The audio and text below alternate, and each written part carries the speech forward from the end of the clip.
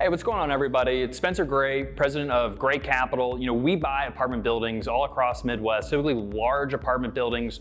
And my favorite metric of kind of return, figuring out if a deal is a good deal or not, something I might want to invest in or pursue, is cash on cash, or the cash on cash return.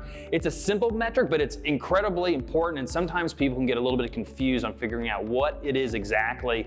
So we're gonna get into what cash on cash is, why it's important, how it compares to different metrics, and how you can use it to help make you some better investment decisions in the future. All right, let's take a look.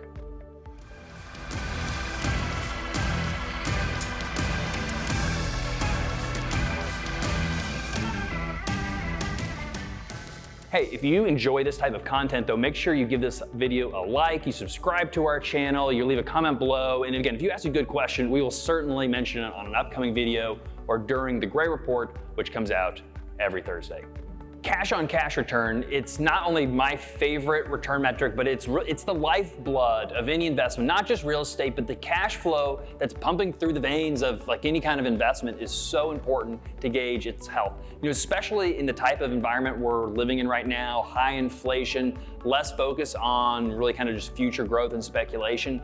Having that cash flow in place, the actual dollars that you're going to be paid this year, understanding that is so critically important. Because as many have said, if you look at other metrics like internal rate of return or IRR, equity multiple, those are all good metrics that you need to understand, and we'll talk about them a little bit as well. But you're relying on speculation when you're looking at some of those metrics that take into account multiple years and are making certain assumptions about the exit and market conditions in future years. When we're looking at cash flow, this is purely the cash, the income, the dollars that the investment actually produces that you put back in your pocket every single year. So let's take a look at how it works. So let's say that you invested $100,000, it's a lot of money, but just as a nice round number, $100,000 into an investment. We're not going to really be talking about leverage, other costs, rent growth, expenses, debt service, tax. We're gonna just take all of that away. We're gonna break it down to what you're going to be receiving after an investment of $100,000. So after you've made your initial $100,000 investment, you receive in that same year a distribution of $10,000. So that's pre-tax, because we don't take taxes into account when you're looking at cash on cash, because everybody has a different tax rate. Everybody's taxed a little bit differently. So if you receive $10,000, again, you've invested $100, you receive $10,000 back in that year. Well, that's pretty easy math. That is a 10% cash on cash return that you should be expected to receive, again, being distributed to you in that first year.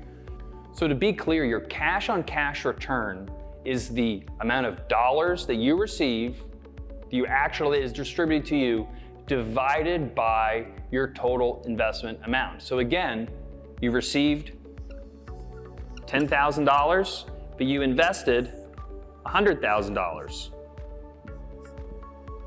That equals 10%. So your cash on cash return would be 10%. And that's a great cash on cash return, especially in today's market.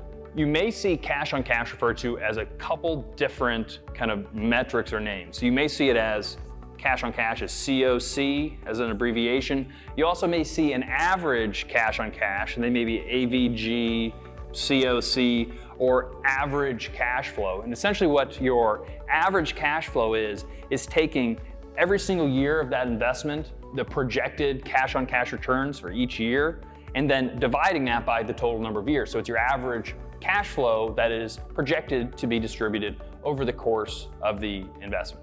So what other return metrics kind of does cash on cash pair well with? Because again, it's the most important metric for me, but it doesn't necessarily paint the full picture because there's more than income and cash flow in an investment. And so it's good to look at multiple metrics to kind of paint that full holistic picture of what that return profile is going to look at. Again, the cash on cash is important because that's the income that you're going to be receiving. And if you are an investor that's focused on receiving income and cash flow, that's going to be your main metric. But other metrics that you want to be aware of are the internal rate of return, or IRR, as well as your equity multiple. Now, your internal rate of return, I mean, the fancy definition, and there's a whole video on this, is it's essentially the rate of return to bring the net present value of your investment to zero. Now, that's not very helpful. It's essentially a time-weighted metric to determine return. So it takes into the length of time that you were invested and all of the cash flows received from that investment and the cash that you put into the project itself. It's really a comparative metric to compare one investment over the other. But some pitfalls for IRRs, you want to make sure that you're looking at investments at the same time duration, since again, time is taken into account. A shorter hold period will produce a higher IRR rather than a longer hold period will produce a lower IRR, even though the total return or the equity multiple will be higher for the longer return. The IRR, since it's taking the time value of money into account, that IRR is going to favor those shorter hold periods. So that's something to keep in mind when we're looking at IRR.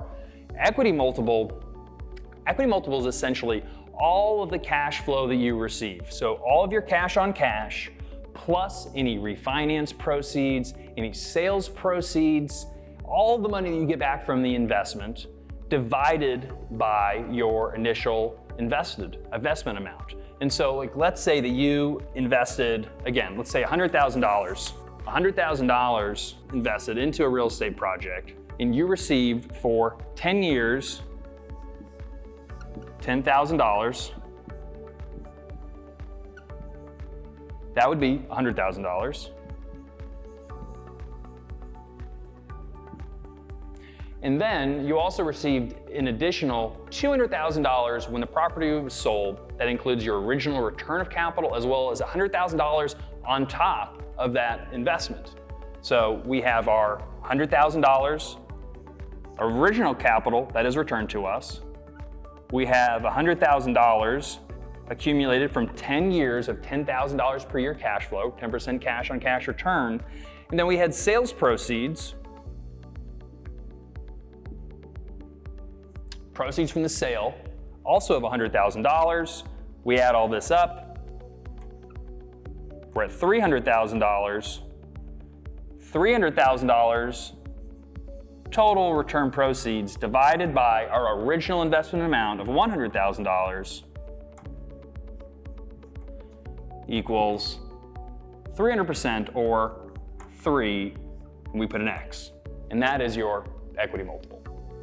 So again, cash on cash is the one thing we really can count on, especially in that first year or maybe 2 years of the project itself, because there's less speculation involved, and that's actually what you're going to receive in those years. You're not speculating 5, 7, 10 years out into the future. People say you can't really eat IRR. It doesn't do anything for you until you actually get it.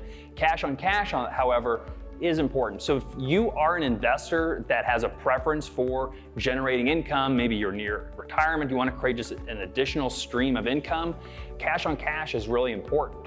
Now, if you don't care about cash flow, you have a great job, you're making tons of money already, you don't know what you would do with the cash flow, you're just trying to multiply your wealth, then maybe you want to look at one of those other metrics like IRR and equity multiple to really be the focus on determining which investment makes sense for you. But in reality, it's a combination of all these return metrics that paints the full picture of a return profile, and only you, the individual, are going to be able to determine what's right for you based on your own investment goals, what you're trying to accomplish in life, and kind of the reason for why are you doing this, which is something you need to ask yourself. I really appreciate you watching this video. If this was helpful at all, please let us know in the comments. Also, like this video, give us a subscribe, and make sure that you catch all the episodes of The Gray Report. They're coming out every single week. You've signed up for the Gray Report newsletter, which you can find at graycapitalllc.com. And if you are an accredited investor who would like to learn more about how you can invest in these large multifamily apartment buildings with Gray Capital, you can pop onto the website. Just type in your browser gray.fund to learn more about the Gray Fund. Again, my name is Spencer Gray. I'm the president of Gray Capital. Appreciate you watching this. Have a great day.